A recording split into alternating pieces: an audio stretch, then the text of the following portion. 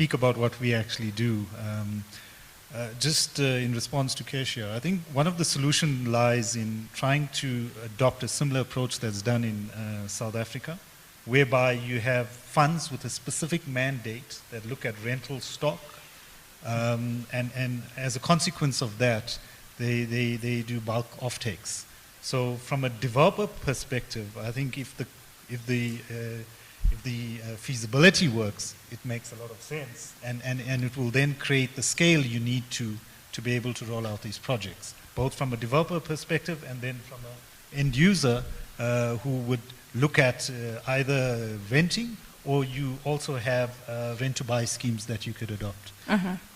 In the interim, what we've done, given the challenges around the viability on affordable housing projects. Is that the lower part of the triangle that Jan? We focused on the middle market because, like the affordable market, there's a untapped, significant untapped market in that segment.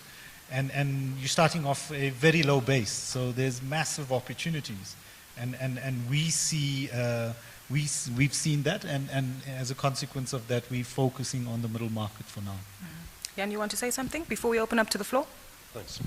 Just a quick one. You know, I think if you look at where we are positioned in the value chain, I mean, we aren't actually developers ourselves. We're financiers, and we're always looking to collaborate with sort of some of the platform investments maybe that Ilaria and her team are looking to make. So, in Ilaria's case, I think it's very much mass scale, affordable housing. The partners that we tend to seek out in markets that certainly would have the capacity to build scale. But let's also remember that we're partnering with these guys. And so there's very much a journey of consciousness that we build with these guys. Because you can go into any one of 10 cities and speak to the top 5 developers in those countries, and you can say, guys, I don't want to do anything above $40,000 because we don't want our money to go into those end products. And I'll be looking at the faces as I'm looking at them right now. There's not a lot of excitement coming back in the room when you lead with a price-led conversation. And unfortunately, as a private equity business, we've got a number of hats that we need to wear simultaneously. As one of my colleagues said, so we want to make profits because we're a private equity business. We want to be strongly developmental on the one side, and we really want to drive scale on the other. Pick two. And that's really where the challenges start happening for us. And I think it's a wonderful analogy because in order for us to get this chemistry going where we can drive price points down, we can drive volume, and really build projects that we're all proud of in the long term, that's really where the challenges come out. I'm fairly delighted that after 3 years or so of investing money across the continent, we're starting to see the green shoots of that being possible. And particularly when you start looking at that, not so much, and I know Kesia is very much enabled towards trying to get home ownership up and going, and that's great. And I think there's just a massive cultural problems around convincing people that they can actually own a home. That's quite a weird thing for me to get my head around. But, I mean, we've got people working for us in some of our operations in Africa who make decent salaries who don't believe they can own homes. So if we have to educate our own staff, you can imagine what an opportunity there is to go out there and educate a market. Okay, perfect. I wanted to also explore some of the other themes like urbanization, and you did mention mortgage, but we'll delve into that in just a moment. But I want to get a few questions and some feedback from audience members. Again, feel free to raise any elements or concerns or perhaps some feedback from some of your experiences or questions that you have for the individuals here on stage. There's a hand at the back. We would like to take questions in a series of 2, so if there is another question, please feel free to raise your hand, and the hand right here in front. We're very open to taking questions, so please feel free to not let lunch get to you in a polite manner. Let's take your question, sir.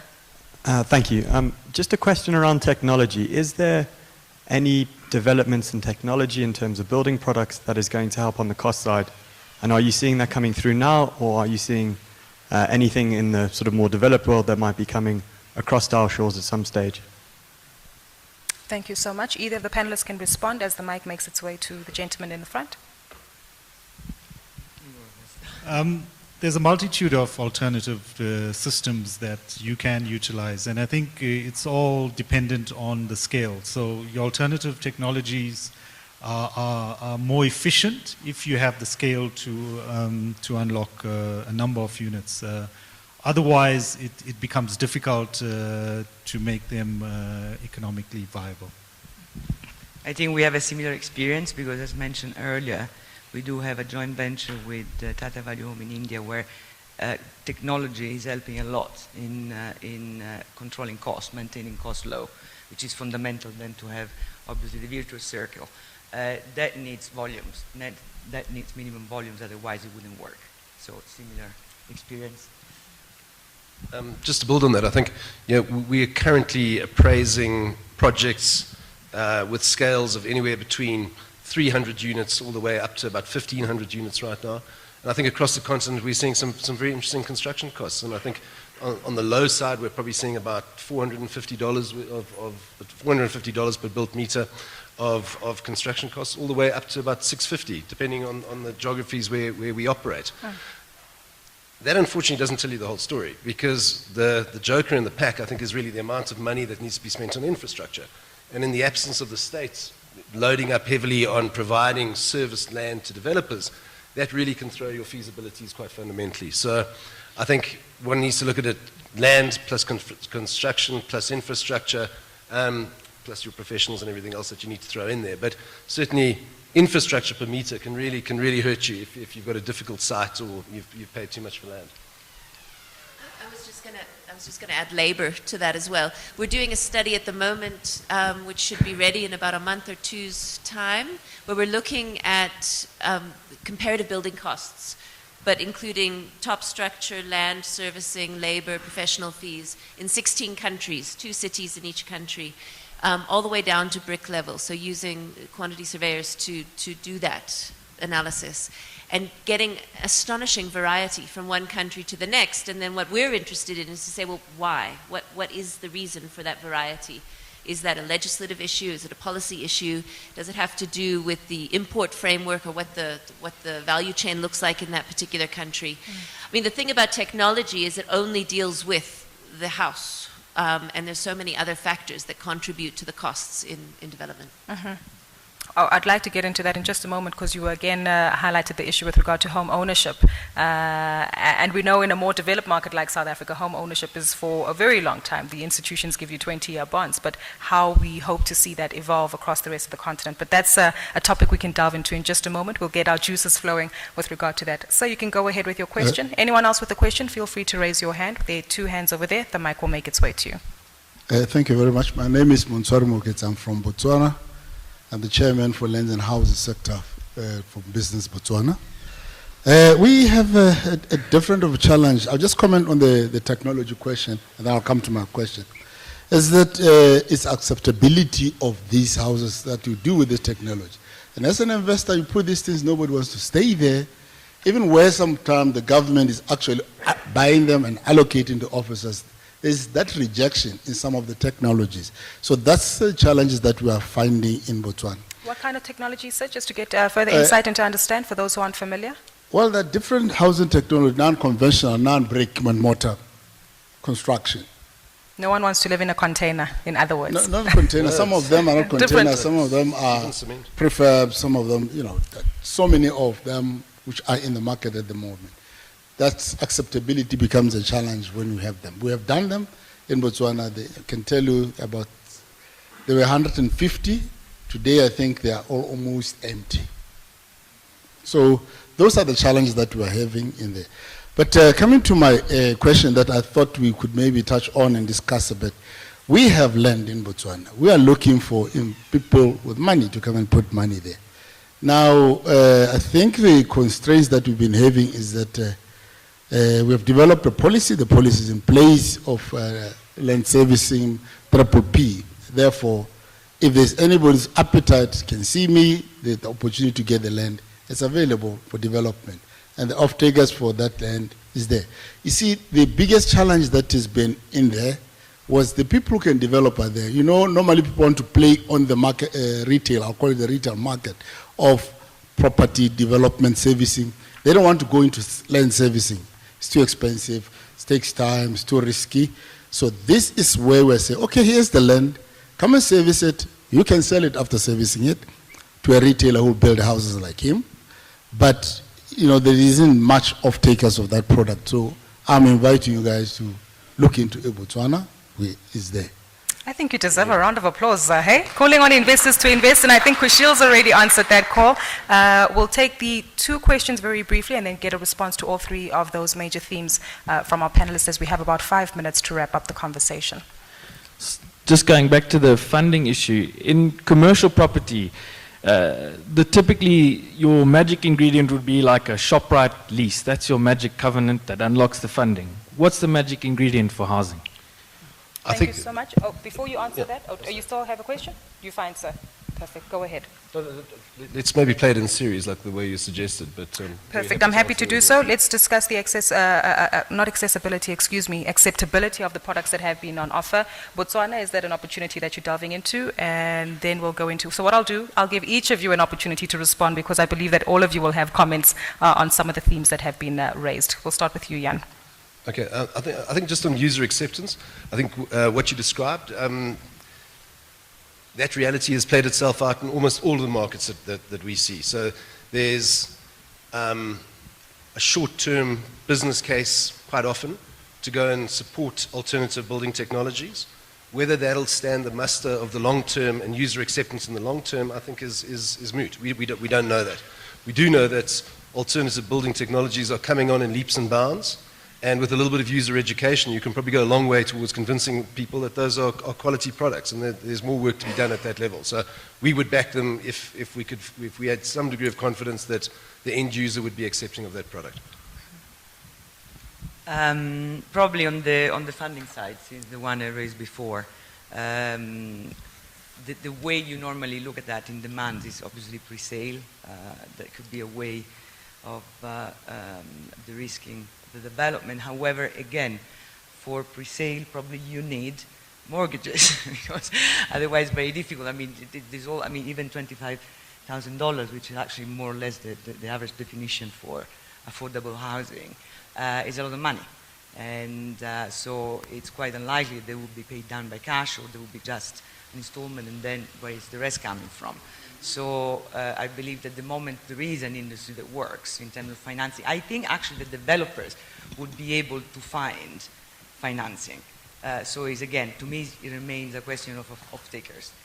That's the big hurdle that we've been observing. And we are trying to solve. I mean, we're having conversation with potential providers, SACCOs, for instance, in Kenya, or Shelter Rafik was mentioned. So is there a way there to unlock this major issue?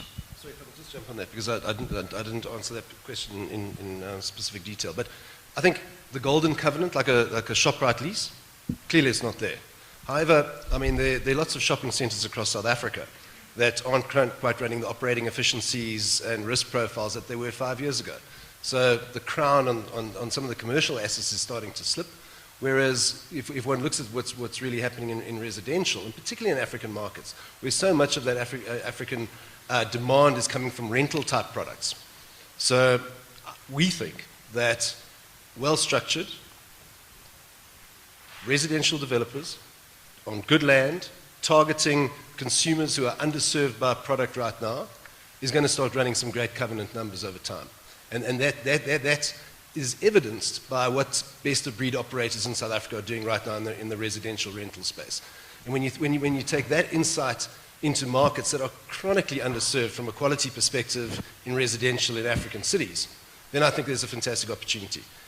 The opportunity for investors is, where do I want to play in that? Do I want to take construction risk, or do I want to look at this more as an institutional type investor and buy into the yield that comes off the back of that? And I think that's kind of the product that we're trying to assimilate right now. We understand that we're early stage risk. Our capital goes in alongside our local development partner. We try and get construction finance to come alongside.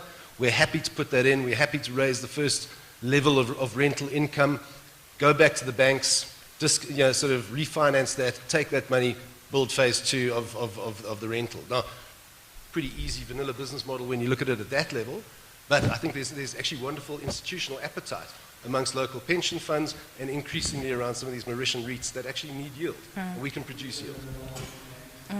Kushil, we'll give you an opportunity to respond, then Kasia. Yeah, I think for the gentleman and his invite to Botswana, we currently looking at 2 projects in Botswana. So I think, happily engage you after this session.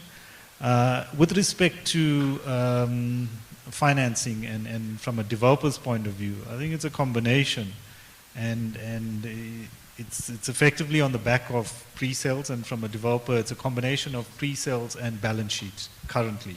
So that's why you do have challenges with some developers who are unable to provide that balance sheet to be able to unlock those projects. I must say, and Ilaria pointed it out, you obviously have to de-risk it through pre-sales. If you go speculatively, I think your chances of success and a higher return are much higher, because particularly on the continent, when people see what they're getting, or once it's developed, they are much more comfortable investing into something. However, you have the challenge as a developer of funding that up front without de-risking it. Thanks. I mean, the ShopRite equivalent in affordable housing delivery, it depends, of course, on the investor. And a big segment of investor interest is in the impact investing field. And certainly the opportunity for impact investing in residential accommodation in Africa has been constrained because we don't have developers with sufficient capacity to respond to that interest. And that's a dialogue, right? And that's something that we're trying to promote. To identify then the ShopRite equivalent would be possibly an employer. And so a number of developers are targeting their development to a particular employer, for instance in the mining industry, or so on. Or they would link to a particular industry as well, some sort of, within the commodities markets or so on. So that's one connection. It might also be a spatial logic. So there's a particular piece of land that makes sense because of a whole lot of other things that are happening in that space. And then certainly when people ask me for like the ShopRite equivalent, it's also about a government that has, that's proactive and that's engaged, and then I would look at the breadth of government interest in affordable housing, not being limited to a housing department, but relating to others. And in some cases, then you can follow the lead of some of the bigger players. So the investment that the World Bank has made in particular environments, which has a catalytic effect on other things that need to happen along the value chain to make it possible for your investment to work.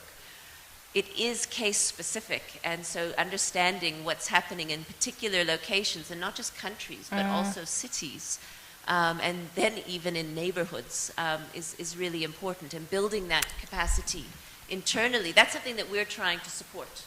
So to elevate the baseline information that everybody has, so that you can then take the risk to do your feasibility study with a bit of information already. I'm glad you mentioned that, Kezia. That domestic knowledge and knowledge on the ground of the markets that you're operating in is clearly quite critical from the insight that has come through from the panel discussion today. I've kept you longer than what has been required, ladies and gentlemen, and I hope that I haven't eaten into your time or how you've adapted your schedule. I was hoping I'd have a little extra 5 minutes to get controversial and talk about China. But my panelists are actually quite pleased about that, I see. But thank you so much to each and every one of you for joining us. To my panelists as well, Jan, Ilaria, Kushil, as well as Kezia, thank you so much for your feedback and participation in the panel. We will go into the breakaway sessions, the ones which are situated on the left wing of the exhibition center. That's in the yellow, red, as well as green, excuse me. I got my colors wrong there, but that's in the yellow, red, and purple rooms. We will be discussing Zambia, if it can survive the economic storm that it's currently in, and perhaps a nice follow-through from this conversation on affordable housing is a theme on student accommodation and student housing that will also take place as an alternative investment class, as well as Rwanda. We'll be looking at Rwanda as an investment opportunity and the gem that it's certainly become. Ladies and gentlemen, thank you so much.